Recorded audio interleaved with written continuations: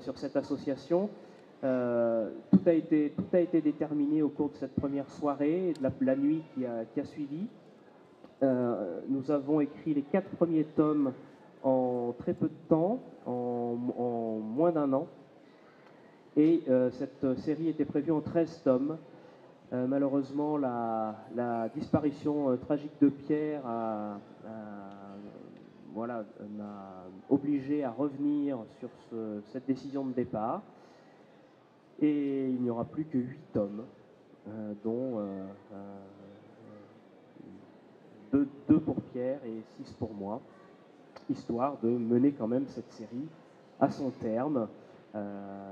Alors, quelque chose je tiens à le faire remarquer parce que c'est très rare dans le milieu éditorial, mais l'association des 2 éditeurs n'a pas été remise en question par la disparition de Pierre, et cette série va rester une coédition jusqu'au bout, même sur les livres que je vais écrire seul. Voilà, c'est donc vraiment ce principe d'association en hommage à Pierre qui est maintenu jusqu'au bout.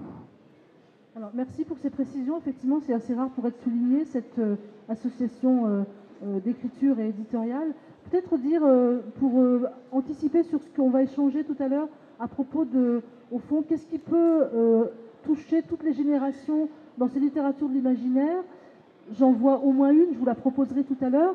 Il me semble que comme association, travaille sur un thème récurrent des littératures dont vous parlez, c'est-à-dire que c'est la cohabitation désastreuse de 2 mondes qui ne devraient jamais se rencontrer en fait. Le normal, l'anormal, le paranormal. Et donc votre héros, Jasper, c'est un jeune stagiaire. Alors il est très touchant parce que en fait c'est un lycéen, il faut qu'il aille au lycée, qu'il fasse ses devoirs de maths, qu'il rate pas trop les cours, qu'il soit gentil avec ses parents, enfin voilà, un gentil garçon. Et en même temps, il est stagiaire dans une structure, une association qui essaie de faire de mettre tout ce monde un peu d'équerre et qu'il n'y ait pas trop d'ambivalence et de dépassement entre ces 2 mondes-là. On le retrouvera peut-être tout à l'heure. C'est un livre qui est très palpitant, très actif, et en même temps beaucoup d'humour et de clin d'œil. Vous vous êtes beaucoup amusé, on a le sentiment, avec cette écriture-là. Oui, c'était un principe un principe de base qu'on s'était donné avec Pierre. On voulait s'amuser en écrivant cette série, on voulait délirer, et je crois qu'on a pas mal réussi. On s'envoyait régulièrement toutes nos bêtises par Internet, et puis avec les commentaires qui allaient bien en retour. J'ai oublié un détail, c'est que Jasper, c'est le roi des mauvais jeux de mots. Voilà. C'est le roi des jeux de mots pourris. C'est également un excellent magicien, mais c'est pas seulement le roi des jeux de mots pourris, c'est le roi des râteaux avec les filles. Ça, c'est quelque chose d'important pour sa personnalité. Alors André-François Ruot, je vais enchaîner par rapport à la connivence et la collaboration. Vous avez aussi travaillé beaucoup avec d'autres auteurs, notamment Fabrice Collin. Vous avez un travail aussi de complicité, d'écriture à 2. Donc est-ce que c'est un peu la particularité du monde des littératures de l'imaginaire?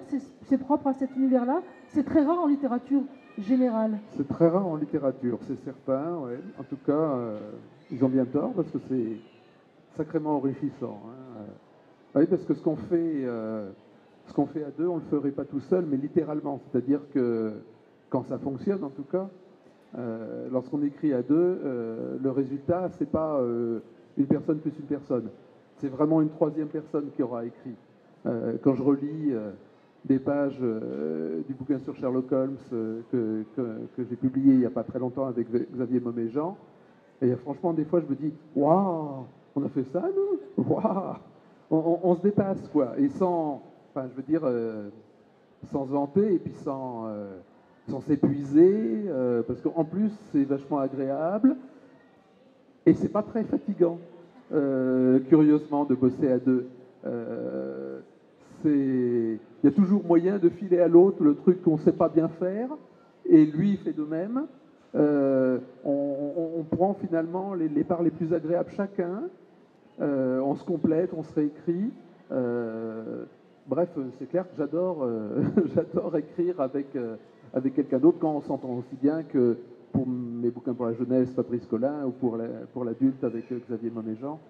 C'est vraiment, c'est des échanges extrêmement riche, très très agréable.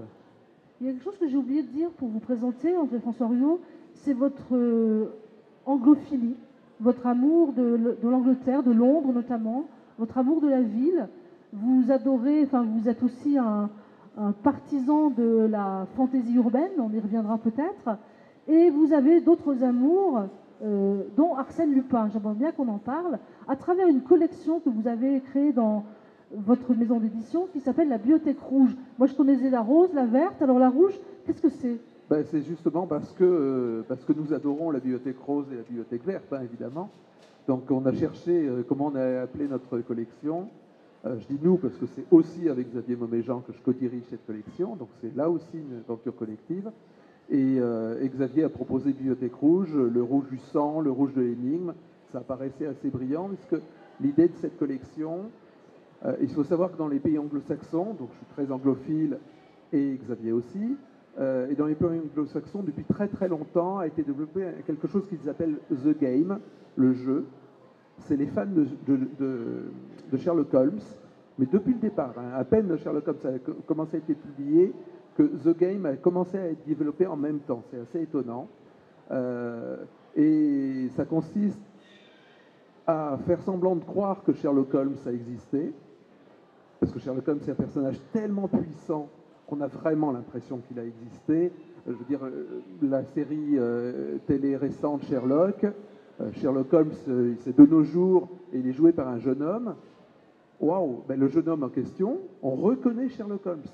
Je veux dire, on reconnaît quelqu'un qui n'a jamais existé, c'est sidérant quand même. Et The Game a été développé de regarder à la loupe le moindre détail du texte pour en déduire des éléments de la vie de Sherlock Holmes, de son contexte, etc., de ses relations, etc.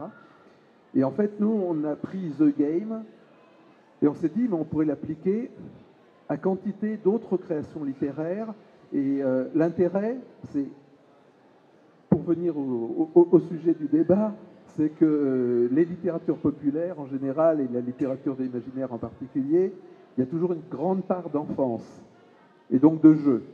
Donc on avait envie de s'amuser à ça, mais on avait aussi, et on a constaté au fur et à mesure parce qu'il y a déjà 20 volumes dans la collection, que ça fonctionnait, à savoir que pratiquer ainsi, c'est-à-dire regarder les œuvres, non pas par-dessus, d'habitude quand on fait de l'étude littéraire, on regarde par-dessus.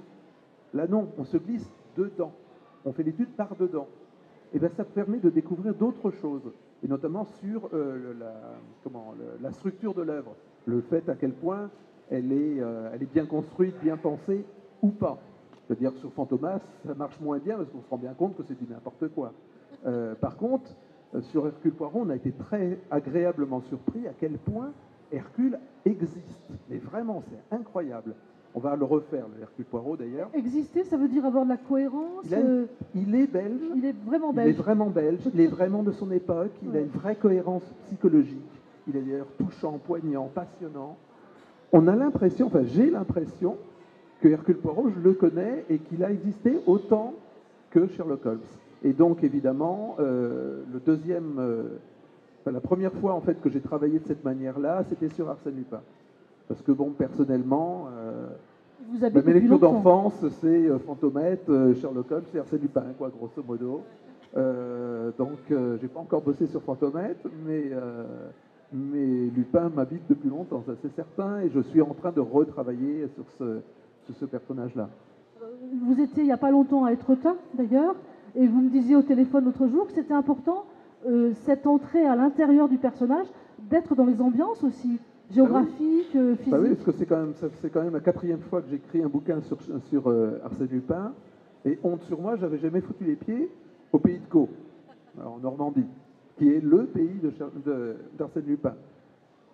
Il était grand temps que j'y aille et j'étais vraiment ravi, mais ne serait-ce que de voir quelle tête ont les maisons. L'architecture du pays de Caux, je ne la connaissais pas du tout. Parce que je suis originaire des Pays de la Loire, donc je connais bien l'architecture, disons, de toute le côté ouest, le grand ouest de la France, par exemple. Et puis j'habite à Lyon, donc je connais aussi cette architecture-là, et la Provence. La Normandie, je ne connaissais pas. Et puis voir Étretat en vrai, wow, c'est vraiment très beau, de toute façon, donc c'était un voyage agréable. Voilà, c'était prendre une atmosphère. Je ne sais pas à quel point ça va me servir pour reparler d'Arsène Lupin, mais je suis sûr que ça va me servir, que je vais décrire des choses. Et puis, ben justement, on fait semblant que ces personnages ont existé, donc il est important de les ancrer géographiquement. Vous disiez que Eric était un aventurier. Moi, je suis beaucoup moins un aventurier, mais je suis quand même un aventurier des villes. Savoir que j'aime me promener en ville et visiter des villes. Et il est important, souvent, dans ces personnages-là, ils sont ancrés dans une époque et dans une ville. Maigret, c'est Paris, Nestor Burma, Maigret, c'est Paris, années 30, Nestor Burma, c'est Paris, années 50. Et c'est vraiment des identités géographiques très précises, des ambiances, etc. Et évidemment, Sherlock Holmes, hein, c'est Londres victorien, voilà, tout ça. Combien de volumes parus déjà dans cette bibliothèque rouge? On en a fait 20. 20, On d'accord. en avait fait 20. On va pas en faire beaucoup d'autres Ouais. d'ailleurs. Hein. On en prévoit à peine une petite dizaine de plus. D'accord. Et on va en faire d'ailleurs sur les villes. Ah. Je suis en train de travailler sur Londres et sur Paris. On va faire 2 volumes. L'histoire de Londres et l'histoire de Paris, lues à travers les époques successives de grands personnages comme ça. D'accord, très bien. Alors, je me tourne vers Eric Lhomme pour lui demander si un jour André François vous appelle et vous propose d'entrer dans sa collection, ça serait avec quel personnage imaginaire pour vous? Je ne sais pas si je serais suffisamment